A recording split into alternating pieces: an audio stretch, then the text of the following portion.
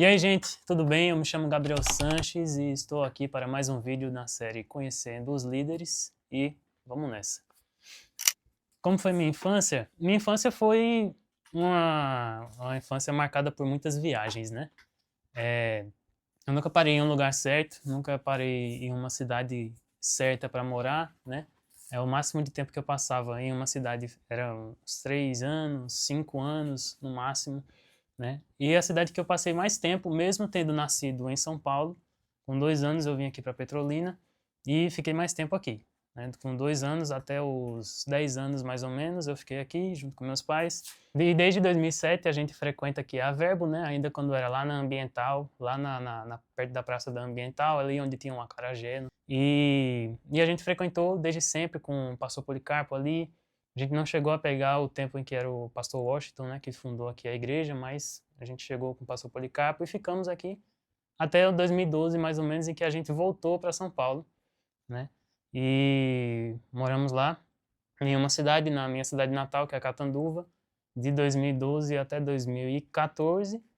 No final de 2014, em 2015, a gente se mudou para Sorocaba, cidade lá de São Paulo, perto da capital São Paulo. E a gente ficou lá de 2015 até 2017, 2 anos, né? E em 2018, no início de 2018, em janeiro, as nossas mudanças sempre aconteciam em janeiro. Então, em dezembro a gente arrumava as coisas, passava a virada de ano e a gente mudava no início do mês. Então, em janeiro de 2018, a gente voltou para Petrolina por uma direção que meus pais tiveram, né? E eu tinha 15 anos na época. E aí a gente voltou para cá e desde então estamos aqui, né? Então, Petrolina é a cidade em que eu mais passei a minha infância, a minha vida. E foi muito interessante. Mesmo não parando em um lugar, né? Eu pude conhecer vários lugares diferentes, pude conhecer pessoas diferentes. Eu nunca tive uma escola que eu fiquei assim, porque tem gente que passa, né? Do fundamental até o ensino médio, até o fundamental 1, até o fundamental 2, na mesma escola, conhece já a galera. Eu sempre chegava meio de supetão, né? E entrava nos grupinhos de amizade, então foi muito interessante por causa disso, né? Por essa diversidade de ambientes e pessoas. Como eu conheci a Cristo, desde pequeno, muito pequeno, meus pais já eram cristãos, né? Quando eu nasci, eles se converteram em uma igreja que não era a Verbo, mas eles nasceram de novo, né? Aceitaram a Jesus. E desde pequeno, eles me ensinaram nesse caminho, né? Então, posso dizer que eu sou uma pessoa de berço cristão, né? Eu nasci dentro da igreja, fui criado dentro da igreja e, e foi ladeira acima, né? A gente foi passando por várias, eu fui passando por várias experiências, tive várias experiências com o Senhor, e a experiência mesmo que eu nasci de novo, que eu aceitei a Jesus, né? Mesmo nascendo em berço cristão, a pessoa tem que aceitar Jesus, né? Então, a experiência que eu nasci de novo foi na salinha, na igreja, no departamento infantil, né? Na igreja de crianças, e eu não lembro quem era, mas uma professora estava ensinando e tal, e ela ministrou o novo nascimento, né? E junto ela fez o convite para o batismo no Espírito Santo. E eu falei, "Oxi, como é que é esse negócio aí?" Que eu nunca tinha visto assim, né? Criança fica brincando durante o culto, né? Não presta muita atenção. Então eu fiquei, como é que é esse batismo no Espírito Santo? E eu fui ver. E aí ela disse que ele só vem depois do novo nascimento. Quando você já nasce de novo e você aí pode ser batizado no Espírito Santo, né? Com a evidência de falar em línguas e tudo mais. E eu fiquei, deixa eu ver como é que é isso aí. E eu não fui lá na frente, não fiz nada, mas aí quando uma das minhas colegas de sala foi lá e ela aceitou a Jesus e no mesmo momento ela foi batizada com o Espírito Santo, eu falei, nossa, que interessante. Eu quero isso aí pra mim também, né? Que eu via que ela tava feliz, que ela tava alegre e tal. Eu falei, não, eu quero isso aí pra mim também. E aí fui lá na frente, falei com a pro, né? Com a professora, eu quero aceitar Jesus e tal, eu quero ser batizado no Espírito Santo. E aí eu nasci de novo, mas eu não fui batizado no Espírito Santo imediatamente, né? Que nem ela. Eu não conseguia falar em línguas. E aí passou um tempo e, e aí, sem conseguir falar em línguas e tal, eu já tava quase desistindo. Mas aí, uma vez em um culto, né? Eu já era mais adolescente, assim, meu pai veio e, e eles são os maiores responsáveis, né? Pela minha caminhada cristã. Eles são os maiores responsáveis. E ele veio para mim durante um culto aleatório, e ele falou, vou orar por você, cara, para você receber o batismo no Espírito Santo. Falei, beleza. E aí já fazia já uns 5, 5 anos que eu já tinha nascido de novo, e nada, e nada, e nada, e ele me abraçou. E meu pai é gigantesco, né? Ele me abraçou e eu fiquei no casulo ali do braço dele, entre o braço dele e o peito dele. E comecei a chorar, e aí foi saindo assim, sabe?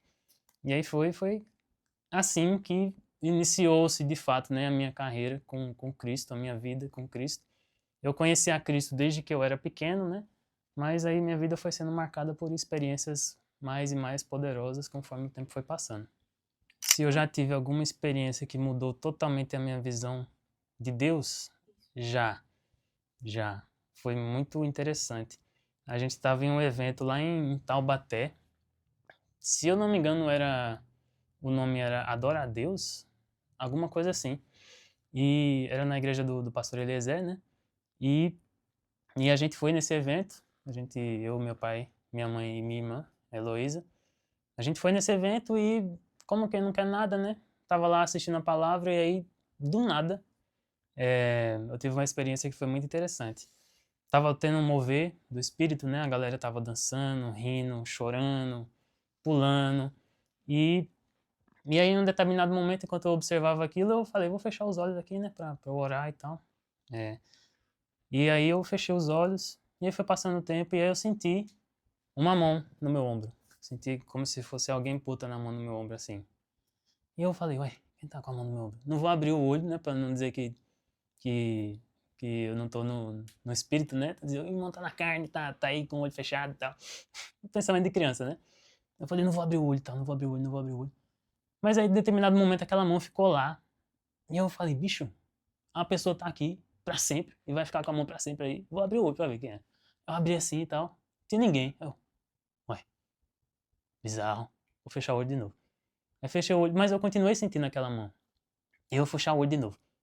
E aí, fechei o olho e tava lá ainda. Falei, vou abrir. E ninguém. Oxi, que viagem é essa, meu irmão? E aí, passou um tempinho. Isso foi dentro de 5 minutos, mas na minha cabeça foi muito tempo.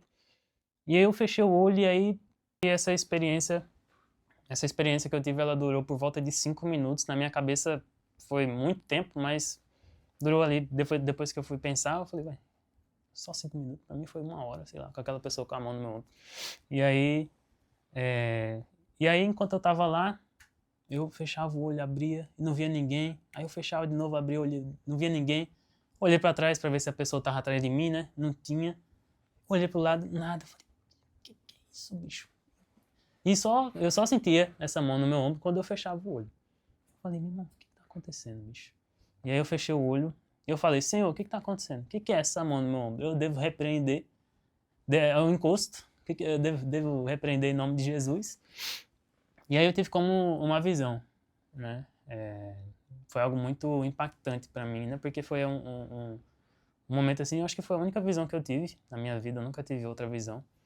Mas foi o suficiente para mudar a minha vida, né, a respeito de Deus, a respeito de Jesus em si. Que eu tive a visão de que era Ele próprio, com a mão estendida na minha frente e sorrindo, com a mão no meu ombro. E foi uma época que eu estava meio assim, eu nasci na igreja, fui criado dentro da igreja, e sempre permaneci na igreja, mas por um determinado tempo fui meio duas caras, sabe? Quando você é uma pessoa na frente de uma pessoa e outra pessoa na frente de outra pessoa. Então era assim, eu era uma pessoa na escola, eu era uma pessoa com os meus colegas de escola, e era outra pessoa em casa, outra pessoa na igreja, né? Então, eu estava meio que nesse momento e durante esse evento eu já tinha pedido perdão, estava me arrependendo ali, mas eu ainda estava com aquele sentimento de como se eu fosse indigno da presença de Deus, né? E aí, aquele momento foi pra mim um toque assim, que foi tipo, pô, velho, eu me sinto indigno, eu não posso estar aqui, mas Jesus está com a mão ali na minha frente, tá sorrindo pra mim, então o que que é isso? E aí foi que eu descobri o que era a graça, que ela torna a gente digno, mesmo a gente não sendo digno, ela faz com que a gente seja digno, mesmo que a gente não se veja como digno. Então foi uma experiência muito marcante para mim. E até hoje foi uma das que mais me marcou mesmo até os meus 23 anos de idade. O que mais mudou em mim depois que eu comecei a caminhar verdadeiramente com Cristo, eu acredito que meu modo de pensar. Desde muito pequeno, eu adquiri uma mentalidade muito pessimista, né? Eu era muito pessimista. Aí eu pensava que eu era pé no chão, só que hoje em dia eu vejo que eu era muito pessimista. Não, eu era realista e tal, não. Pessimista mesmo. Tudo pra mim ia dar errado, tudo pra mim não ia dar certo, não ia ter resultado, vamos desistir. E eu sempre ficava nessa, né? E aí depois que eu comecei de fato a caminhar com Cristo, depois que eu comecei a de fato ler a palavra, eu entendi que a gente precisava ser persistente. Que a gente não podia só ver o lado negativo das coisas, né? Mas que a gente também não necessariamente precisava ficar preso em uma visão extremamente positiva das coisas. A gente tinha que ver a situação do jeito que ela era e depois ver a partir dos olhos que a palavra nos dá. E aí depois que eu entendi isso, eu comecei a entender que eu não posso ser muito pessimista, eu não posso ser pessimista. Eu tenho que ser realista de fato, né? Eu não posso dizer, não vai dar certo, não vai dar certo, deixa quieto. Eu tenho que olhar e falar, bicho, isso aqui realmente não tem cara de que vai dar certo. Mas eu preciso persistir pelo menos um pouco, porque Deus disse que ia dar certo. Então, acho que foi isso que mudou, assim, majoritariamente na minha vida depois que eu comecei a caminhar no prumo mesmo. O que me levou a assumir uma liderança, eu acredito que foi uma convocação, né? Eu fui convocado ali, pode parecer óbvio, né? Mas eu fui convocado mesmo pela liderança a assumir um cargo de liderança. Mas eu olhava para aquilo e eu via como desafiador, eu via como algo que não condizia comigo, né? Eu olhava e falava, eu liderar, eu estar à frente de pessoas, eu demandar, eu delegar, né, tarefas, eu estar ali para aconselhar, eu que nem sei falar com pessoa direito, eu vou ser um líder de alguma coisa.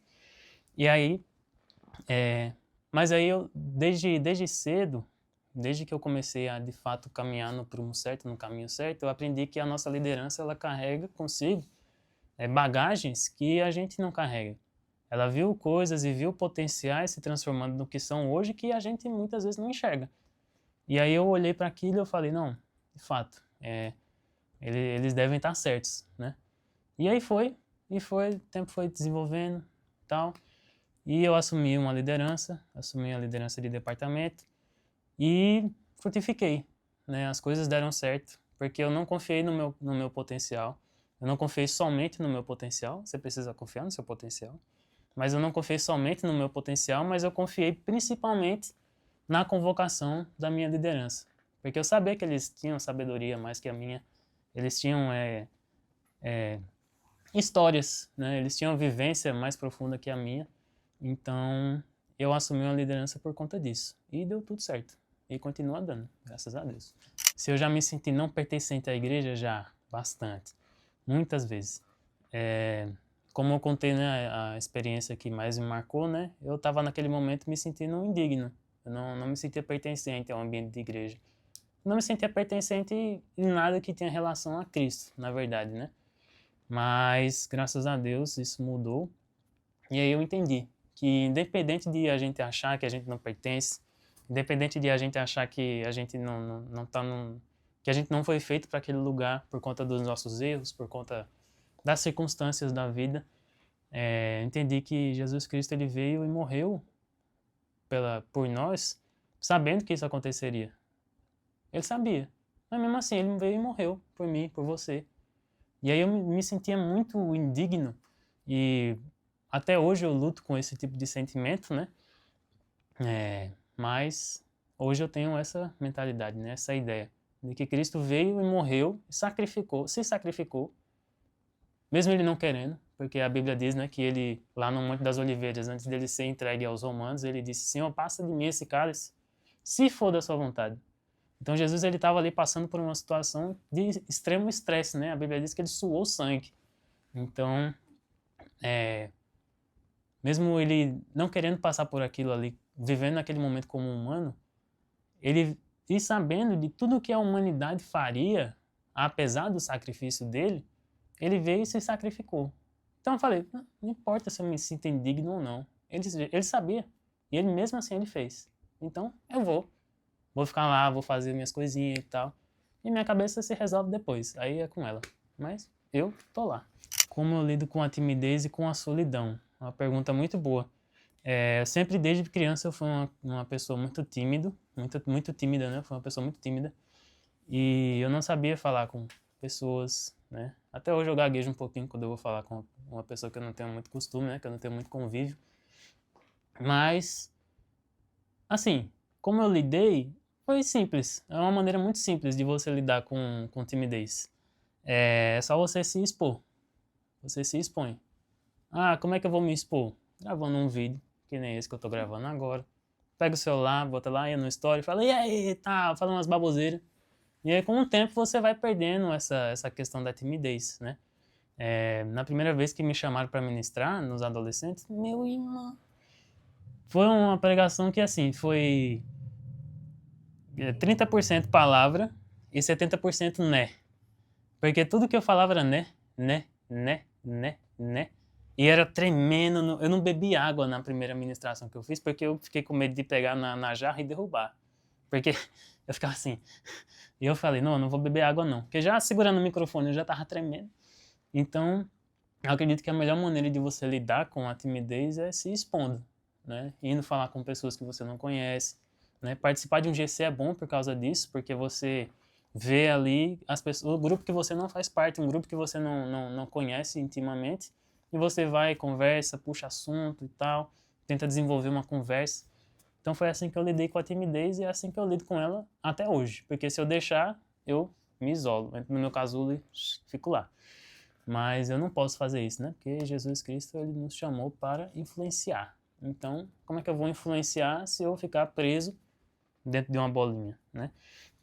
Com a solidão, é uma questão que eu aprendi, né? Eu acredito que eu aprendi a lidar melhor com a solidão. Eu me sentia muito sozinho, me sentia muito largado, né, pelas pessoas. Eu me sentia sozinho mesmo tendo pessoas ao meu lado, para você ver a situação que estava.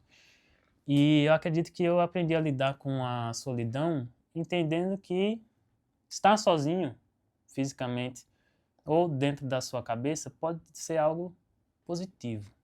Calma. Não estou dizendo que a solidão é positiva. Estou dizendo que a solitude ela é positiva. Qual é a diferença entre solidão e solitude?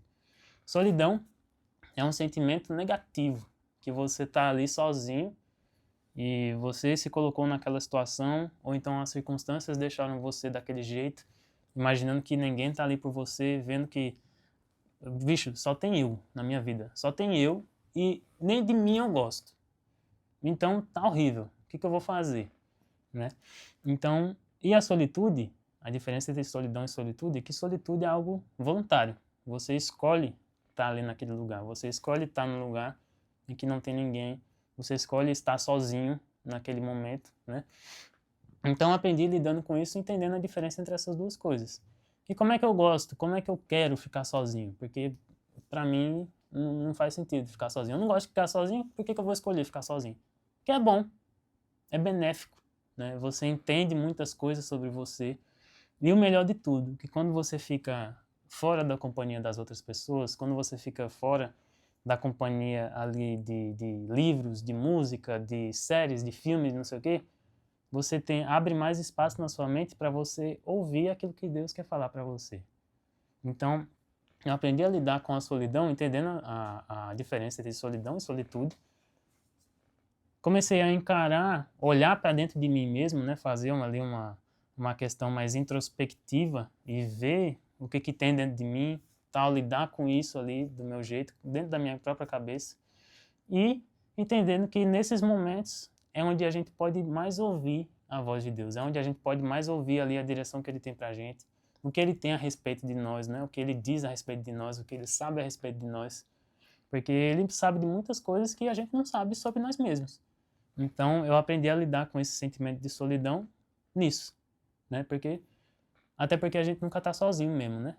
Eu entendi isso e isso mudou a minha cabeça. A gente nunca está sozinho. A gente tem o Espírito Santo conosco.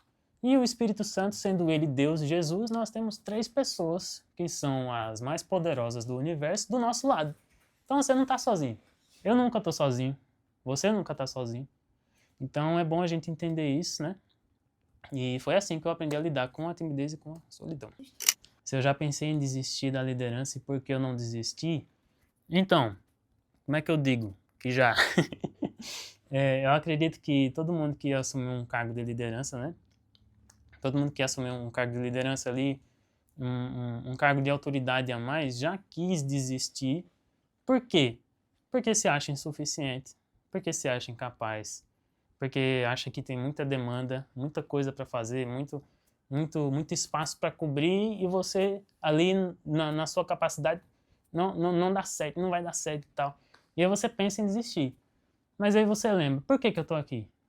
Eu lembrei, né? Por que que eu tô aqui? Por que que eu assumi esse cargo de liderança? Porque me perguntaram antes, você quer? E eu falei que queria. Então, problema meu. Eu que resolvo. Eu quis estar nesse lugar. Então, eu tenho que arcar com as consequências de estar naquele lugar. Eu não posso voltar atrás com a minha palavra. Então, já assim quis desistir várias vezes, inclusive, mas não desisti porque eu tinha convicção de que eu tinha um chamado, de que eu tinha um propósito, de que Deus tinha me criado para aquele propósito em específico e que esse propósito seria exercitado estando nessa posição de liderança, né? Então, se eu não ficasse naquele lugar, se eu desistisse, ia postergar muito mais, ia demorar muito mais, e aí eu não ia conseguir ficar no lugar que Deus me criou para ficar. Então, acho que foi isso. Amém. Obrigado, gente. É um prazer.